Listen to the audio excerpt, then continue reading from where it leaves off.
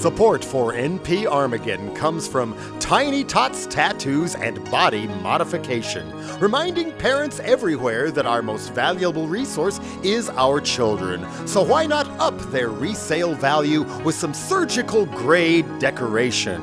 Customize your child to go with that special outfit or auction space to your favorite corporations.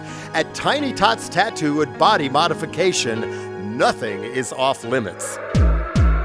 You're listening to NPRmageddon, National Post-Apocalyptic Radio. We didn't break the news. It was broken when we got here. Promise.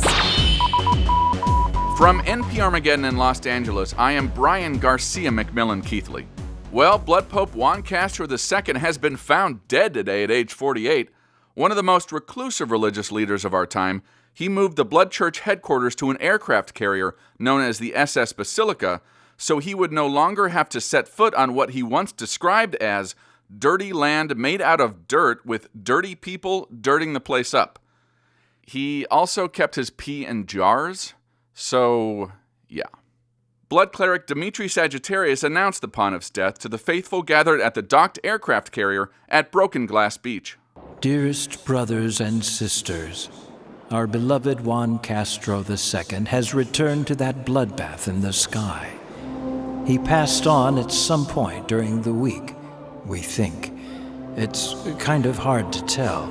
He really liked his privacy, so it was only after we noticed the rancid smell emanating from his quarters that we decided to check on him.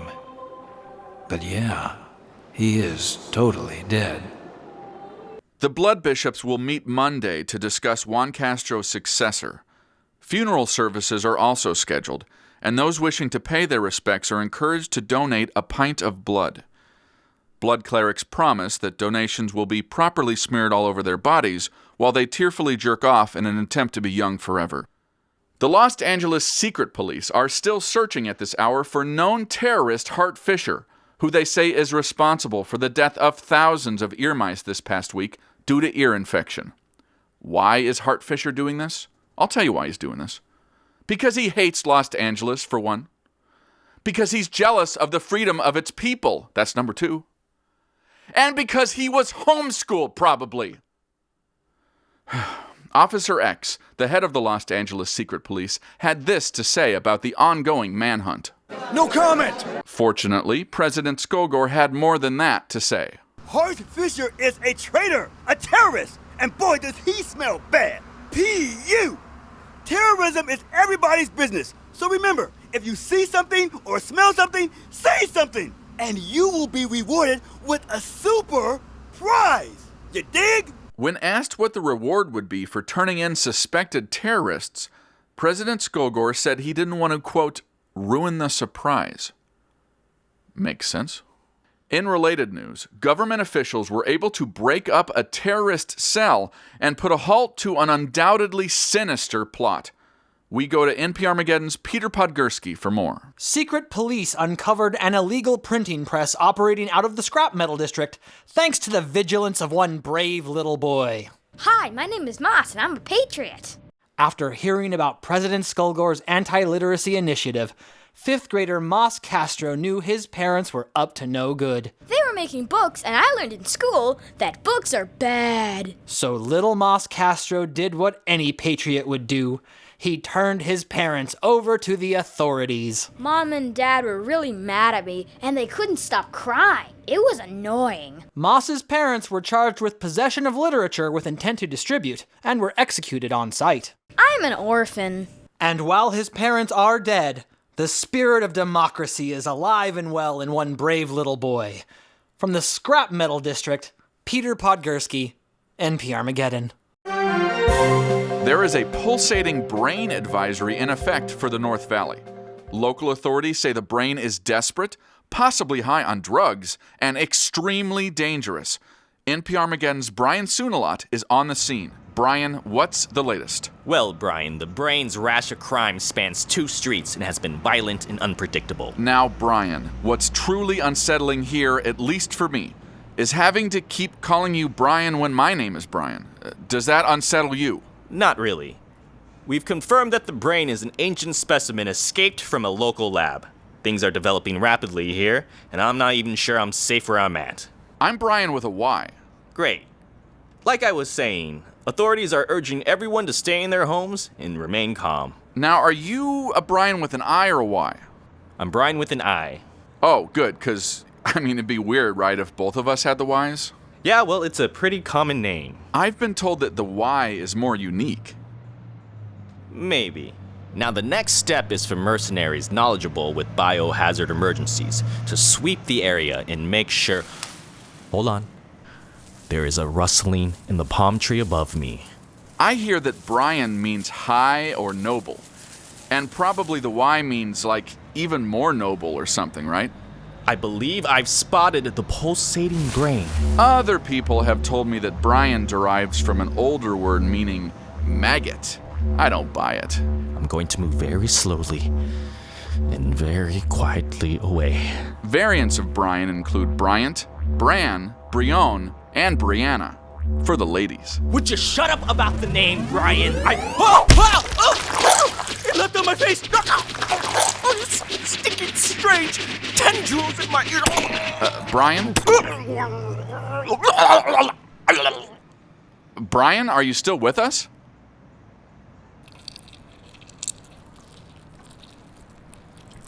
Yeah, hi. Brain here. Brain? You mean Bryan with an I? I mean brain with an I.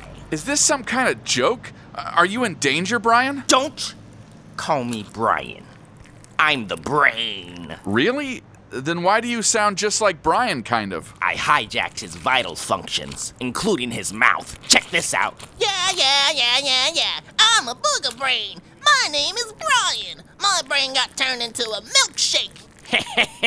This is fun. What do you want, Brain? Same thing every guy wants. Major tail, if you catch my drift. A brain wants tail? Well, newsflash, pal, you're on the wrong end. Nah, you know what I mean. A dame, a skirt, but a real looker. So, a woman. I've been in a jar for a long time. Daddy's brainstem is hard as a rock. Ugh. And how are you, as a living brain, going to make it with a woman, may I ask? Well, I'm hooked up to your boy here. I can feel what he feels. I can do anything I want. I can... Help me! Wait, what was that? I'm trapped in a nightmare. Shut up! Shut up, you little pussy! Oh! Yeah, how do you like that? Stop hitting yourself. Ow! Oh, then maybe you should stop hitting yourself. Ow! But you can't, because Brain's in control. Go to hell, you pink, quivering little freak. Ha! Get used to me, boss man, because I'm taking this jerkwad's place. I'm the reporter now. What does a brain want with a job? A brain's gotta make a living. I ain't no bum. I'll report back when I got me something juicy. I'm not hiring you. You're fired. I mean, Bryan's fired for being dead, and you're not hired. He ain't dead, but he will be if you don't play along. Help me! Help! Please do what he says. Shut up, you! Shut up! Why in the hell should I hire you? What, you want two Bryans on NPRmageddon? That just gets confusing. You know, it does irritate me. So, what are you thinking? You want to know what I think, Brain? I think that I like the way that you think, Brain. So welcome aboard, new correspondent. Whoa! And your first assignment is to finish this story. All right. The pulsating brain plans to continue terrorizing the neighborhood for, another 20 minutes or so. Given that he's an expert tactician and overall friggin' genius, the brain may never be stopped. Pulsating brain, NPRmageddon. Thanks, Brain. But come to think of it, I'm not really in love with the brain being built on the show either.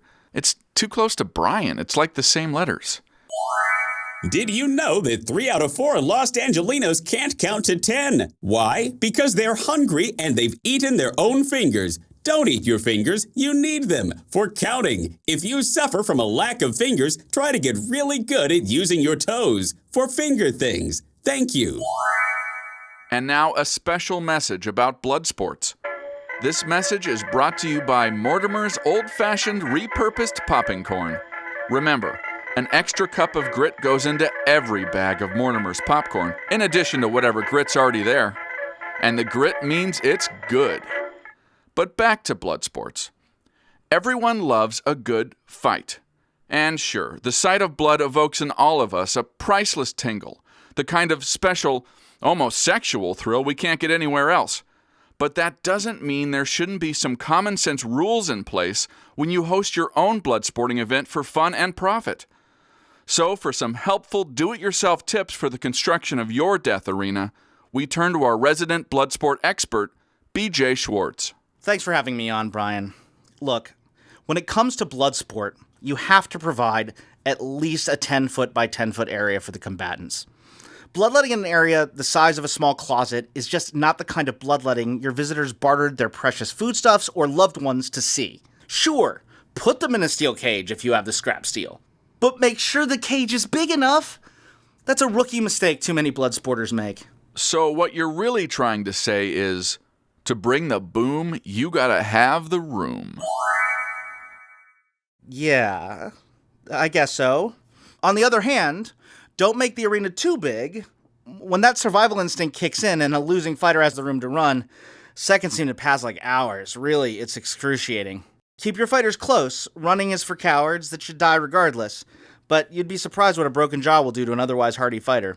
So if I were to sum it up, what you're really trying to say is, less jogging, more flogging. Yeah. Anyway, now to the topic of traps and hazards. Pit traps, razor tripwires, panels that trigger acid streams. These are fun. The first time or two. But hardcore fans have seen enough of these gimmicks to last a lifetime. Keep it simple. In my opinion, the only hazard on the field should be the blood from the previous fight. So in summary, you don't need decorations for bloody lacerations. I guess if you want to reduce it to an idiotic soundbite, that would be perfect. Finally, on the subject of interaction. Whether it's an open ring or a cage, make sure audience members can injure, spit on, and otherwise harass the combatants. I've seen too many modern arenas endorse this hands-off approach between fighters and spectators. The best arenas foster intimacy. Oh, I got it. Just remember, fan participation leads to better altercations. God, how I hate you. What was that? Overall, and what I've been trying to stress here, is that if your blood sport's not bloody, you have no one to blame but yourself. And if you're not careful, your spectators will blame you too, and you might find yourself at the wrong end of your own blood sport. And by wrong end, I mean your own goddamn bloody stump of an arm after an angry fan tears the fucking thing off your body. So, overall, what you're really trying to say... No. Please take whatever rhyme you're about to say and shove it straight up your ass. Okay. I hope your listeners learned something today. Good day, sir. Well, ladies and gentlemen, that was BJ Crybaby Schwartz, who decided to throw a fit because damn clever quips were dripping from my supple soft lips. Wait a minute. The phone in my booth that nobody has the number to is ringing. The last person to call me on this phone wasn't a person at all, but a sentient communication satellite named Amos. Amos is equipped with a death laser, so yeah, I'm gonna answer this. Hello, you're on NPRmageddon. Is that you, Amos? Hey, Bryan. How have you been? I'm fine, and yourself? I'm good. And you know what? I actually followed your advice. What advice? I got a friend. Not a shitty non-friend like you, but an actual friend. Not the kind of toxic friend that you were, always trying to tear me down. But, you know, someone who gets me, someone I can really talk to. Oh, so you ran into like a ghost up there? Maybe like a space ghost or something? Not at all. He's earthbound, and he wants to talk to you. Why? Hey, Bryan! I bet you weren't expecting to hear from the last living American, the most feared man in Los Angeles, Hart motherfucking Fisher. How you doing, fuckwad? Oh, what a surprise! Wanted terrorist Hart Fisher's on the line. And apparently he's partnered with Amos the Death Satellite to call into the show. Just 2 peas in a terrorist pod, huh, Hart? You're not gonna give the audience... Now tell me, what do you have to say to the charges that President Skullgore has leveled against you? All this stuff is fabricated, 100%. President No-Balls Numbskull piece of shit is scared of me. He's scared of the truth, frankly. That's why he wants you to be unable to read. And so he's sending his goons to take care of me. Goons? Oh my God. That's right, folks, goons. These people are not heroes. They're not heroes of the Republic. So, yes, goons is the right words for these so-called patriots. Well, I'm not going down that easy, fuckwad, and neither are the people of Los Angeles, baby. We're gonna be here for a long fucking time. He may have an army of mutants and goofballs and weirdos and mice with ears, but thanks to my good buddy Amos, I got a sky-based death laser, motherfucker. And how did you form this partnership? Knowing Amos as I do, is it safe to assume that your relationship is sexual? Well, of course you had to go there, because you don't want to talk about the truth I'm talking about. Of course you want to talk about a dick and a computer's vagina. I'm here to talk about President Numbskull and his City Hall cronies, this so-called anti-literacy campaign, his bogus anti-food drive. Maybe the people will keep putting up with this, but I know they won't. In fact, I know they're ready to rise. In fact, I'm sure they won't put up with this anymore at all, Bryan. Hence why I'm on the run. And you think you're gonna be the guy who's gonna lead us out of the nowhere, Bills? I don't believe in shit except for free will and the right to think for myself, Two-Face. And if I know one thing, it's that if there are people that can organize enough to rub 2 brain cells together, and they're gonna get together, and they are rubbing those brain cells, and guess what, folks? They have picked me for the next leader, and it's why you want me to run, but I'm gonna stand and fight. And there you have it. Hart Fisher with his wrong think, speaking brazenly against President Skullgore and his right think. Will right prevail over wrong? I think not. Oh, I mean, will right not prevail over wrong? I think not. Will right will ultimately prevail over wrong. That's what I meant. Thank you. Chop proudly presents Different Can Be Cool Too, kids' poems celebrating genetic nonconformity, featuring Vivian 12fingers. Icky Ricky was super sticky. His whole day was really tricky. Leaves and bricks and stones and sticks, it all stuck fast to little Rick. One time during history class, Rick got stuck to window glass. And by the time they pried him free, he got stuck to Mallory. And though they pulled, he wouldn't budge. Then Jenny pulled and stuck like fudge. Then Felix tried, and yes, it's true, 8 more kids got stuck like glue. The school then used a steel winch, and freedom should have been a cinch. But just when things were well at hand, the winch snapped like a rubber band. Incredibly, the kids took flight, a giant boy and girl-filled kite. The kid ball dove and started bouncing. The speed it had was quite astounding. The ball went east, right out of town. How would they ever live it down? And though the kids hit every obstacle, their trip was stunningly improbable. It wouldn't stop for anything. It just kept bouncing like a spring. They bounced right through Arizona, past Phoenix, Flagstaff, and Sedona. The vast Grand Canyon was in view, and all the other landmarks, too. And everywhere the kid ball bounced, the ball grew bigger, ounce by ounce. They took a chunk from all they hit. Rick's residue just wouldn't quit. On and on the kid ball flew, past the sea to lands anew. They headed for the Eiffel Tower. Surely that'd have stopping power, and though they prayed for their cessation, the tower was ripped from its foundation. And with this new accessory, they altered their trajectory. Then somewhere over the land of Greece, the children found a sort of peace, and fears subsided one by one. They even started having fun.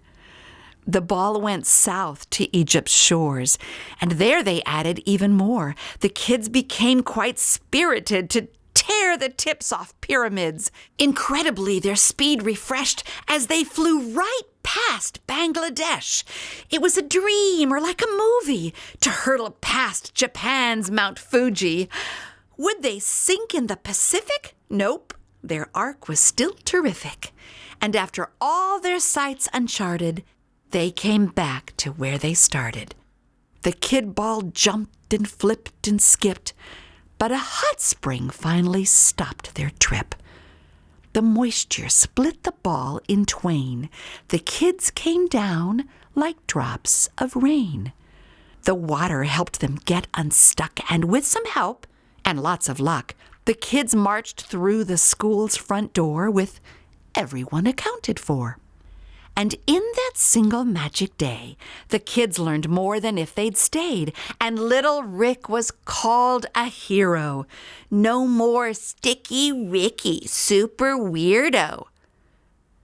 In time, young Rick gained some stability to mute his very strange ability, though with the power at his command, I don't suggest you shake his hand. That was Icky Ricky by Vivian 12fingers, read by the author, commissioned by Chomp, citizens helping our mutant people. If diversity is strength, then baby, we're the Incredible Hulk, who is also a mutant, by the way. So any way you look at it, it works. Let's hear a defense of the dark arts. He's a dark arts activist and the author of The Eternal Identity. Timothy, thanks for joining us. Pleasure to be here, Bryan. I wanted to ask you about the alt-life movement. Now, I know that alt-life is short for alternative life, and I know it's a movement that views living people as a threat to the so-called dead identity.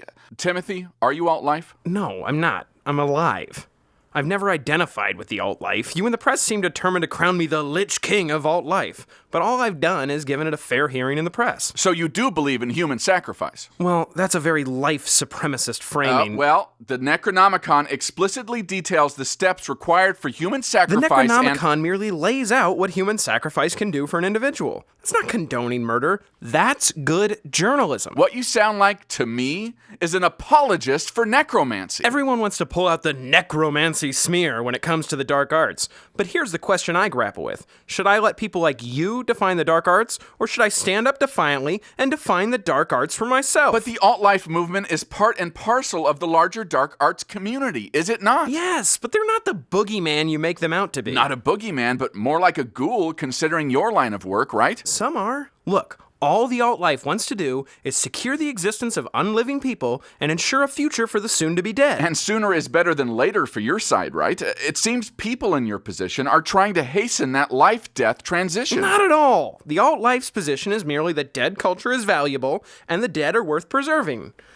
Magically. So you think dead people are superior? The alt-life does not believe in the general supremacy of anyone living. We all have our own unique strengths and weaknesses, and possess the sovereign right to dwell unmolested in the native culture we prefer. In our case, death. You are carrying water for the undead. Ugh, do you realize how offensive it is when you use that word? That's our word. I don't even like the term undead. It's a life-normative construction. And the truth is, there are many more dead people around the world than there are living people. But that's not an argument. You're just policing the words that I'm using in order to shut down debate. No. You're muddying the waters. You invited me on to discuss the alt-life. This is how they think. And I personally have never understood the un in undead, because I've also heard unliving used. How could a person be both unliving and undead? Necromancy? These labels are counterproductive. And is it counterproductive when your undead allies rip apart the living limb from limb, head to toe, cock to ass, to feast on their delicious entrails? Yes. When the dead and the living mix, bad things happen. Diversity plus proximity equals war. You're precisely proving my point. Let's keep the two separate. You do your thing, we do ours. The problem is that it's not separate. You make it not that way. Call me crazy, but killing living people and raising the dead is immoral. Is it not? To dismiss people who disagree with you as immoral, which is your habit, isn't a useful form of debate. So you're saying you're not a threat? We're a threat in the same way that a jailbreak is a threat to a prisoner. You can't honestly believe that. What you're doing is reprehensible. This is the kind of moral preening, what you're doing, and it's looking a little odd coming from you, who has been consistently wrong about the dark arts, and in the most flagrant and flamboyant way. I'm not going to apologize for believing in the sanctity of life. Again, that's life supremacism. Life is not sacred. It's one among many states of being. We hear so much about fighting for life. What about fighting for death? Fighting for the dead? Let me tell you something. I'm interested in fighting for the people close to me while they're still alive. Really? I value life more than you value death. Call me crazy. I'll call you a hypocrite. I remember a former co-host of your morning zoo show, The Weege, a man you killed on air some years ago. Oh no. I will not have you digging into ancient history to malign the good name of a respected radio professional. I wonder if he would agree that you value life. I don't think he would. Don't go putting words into his mouth. Show some respect for the dead. Show respect for the dead? Let me give you that opportunity. The Weege can speak for himself. What? I speak now to the soul who is known throughout this realm as the Weege. I pierce the veil and bridge the divide to recall your mortal coil. Timothy! Come now, rise, rise! I command you, the Weege! Speak. Nipples! Oh my God, the Weege? That can't be you. Why'd you kill me, Bryan? We were one day away from the wet hot summer thungathon benefiting muscular dystrophy. What? Oh, we're fresh out of time. Sorry about that. Gotta leave it there. Bye. You're listening to NPRmageddon, National Post-Apocalyptic Radio. We don't just report the news, we do other things too. We just don't get all braggy about it.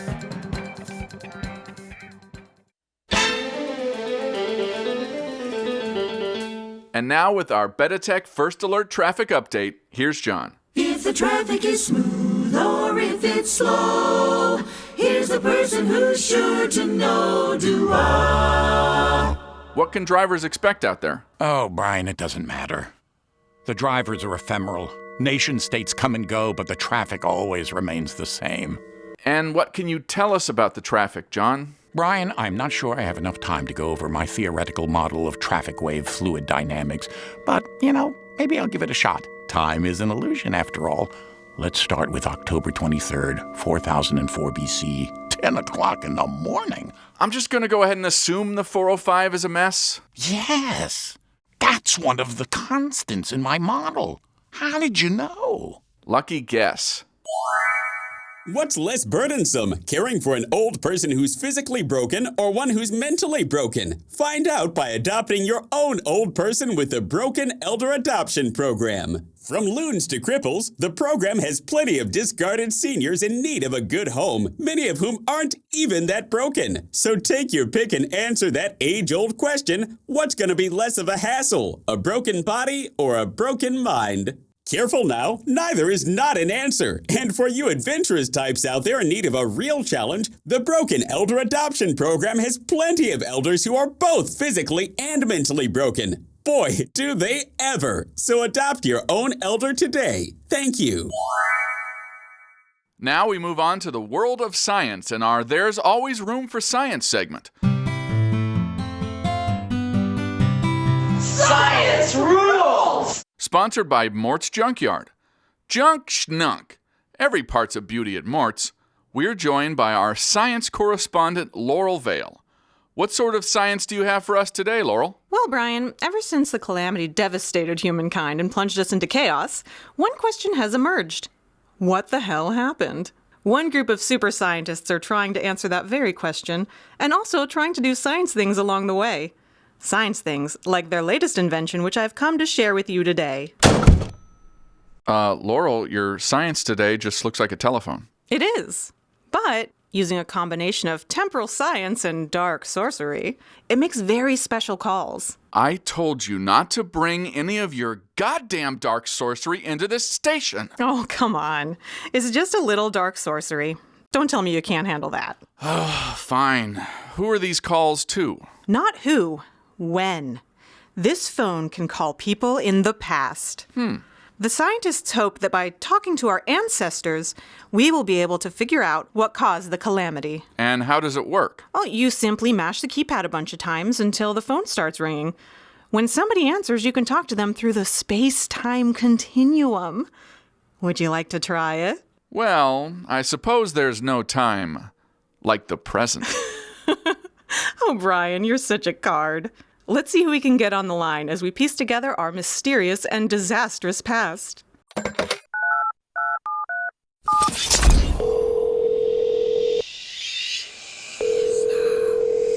Hello, this is Starfire, your psychic connection to the stars. If you have a question about the future, I have your answers. You do? Oh, wow, this is actually just what we needed. Oh, I tell you, I am exactly what you need. Now, what is your question? The future is bright and limitless. Well, no, actually, the future is a bleak hellscape that leads to an apocalyptic nightmare. Well, I mean, not my future, but your future. Are you threatening me, boy?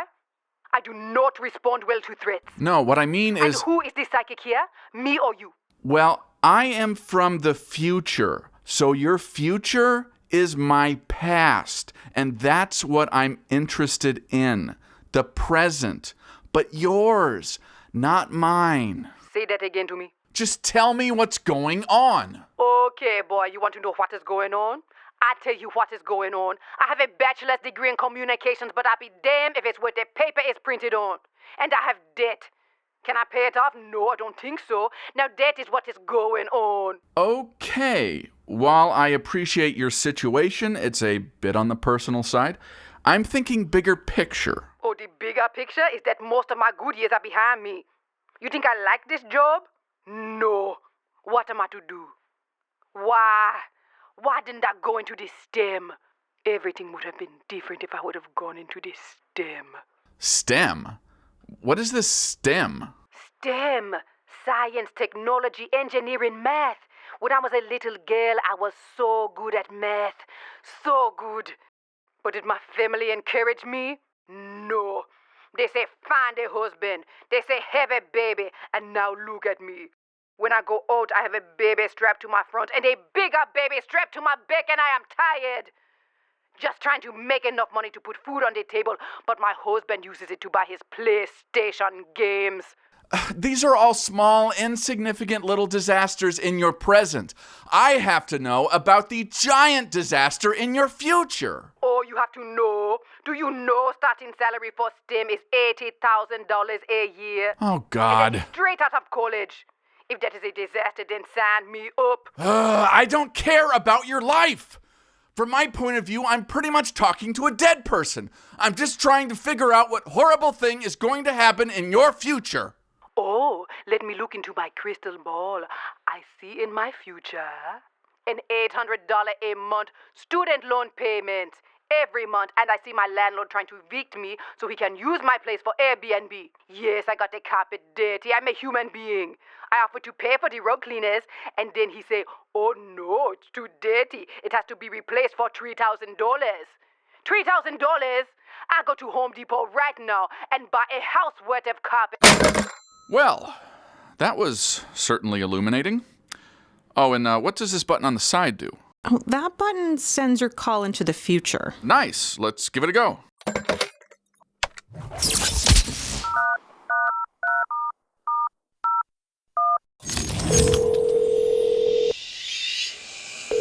Caller, you're on NPRmageddon. What? How do you know? You called me, pal. Go ahead with your comment. What do you think of today's events? I don't know about your today's events. I'm not there with you. Not what's happening in the booth, jackass. I'm talking about in the world at large. And I'm telling you, I'm not there. That's why I was calling you. Look, big guy, I don't have the time to teach each caller how the radio works. Don't flatter yourself. I'm a seasoned radio professional. If you're a radio professional, I will eat my spiked shoulder pads. Oh yeah? Well, get ready for a spicy meal there, tough guy. Go screw yourself and have a great day. Good Lord. It takes all kinds, huh? It takes all kinds. Isn't science wonderful? Well, I'd like to think that the wonders we seek around us are the very same wonders we carry within us. So, in a very real and scientific sense, I guess I'm wonderful. But Wow, what a great way to end the show. On such a message of hope. I guess science does get it right every once in a while.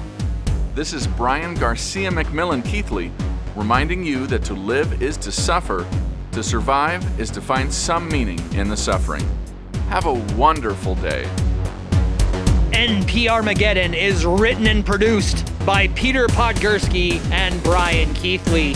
Our mixer, our fixer, our audio trickster is none other than Amy Reed. The theme of NPRmageddon is by Society Burning. Would you like to show off your love of NPRmageddon through branded products? Have we got the site for you? Visit nprmageddon.etsy.com and grab some post-apocalyptic swag. Contact us and give us a piece of your mind. Our email is info@nprmageddon.com. And our phone number is 213-437-9506. Our Twitter is a lot of fun and hella active, yo. Check it out. Follow us at NPRmageddon. And here is the full cast of Episode 6, Gone Stiff Pontiff. Jello Biafra, Amy Landon, Bryan Keithley, Neal Brown, Caleb Lambert, LeJon, Peter Podgursky, Moss Castro, Brian Sounalath, Tay Zonday, B.J. Schwartz, Hart D. Fisher, Jeffrey Peterson, Betsy Baker, Tim Durham, John Lancie, Laurel Vail, and Natalie Wachen. Special shout out to Hart D. Fisher's streaming horror TV channel, American Horrors and American Horrors Classic. Free on Roku or at AmericanHorrors.net. All day, all night, all horror. We set daily listener records for Episode 5, and all the support has been huge. Word of mouthing is important, so keep word of mouthing, Wastelanders. And of course, we can't end this episode without telling you, thanks for listening. Next time on NPRmageddon, a new blood pope has been crowned, and she's a real go-getter. Bring forth the knives! We investigate rumors that there are vampires south of the border. I got to tell you, if I were a vampire, this is exactly the place that I would want to be. And we introduce you to this season's must-have item. I find that people are perfectly happy ignoring the suffering of others when it comes to enjoying fantastic consumer products at rock-bottom prices. Plus real estate tips and traffic.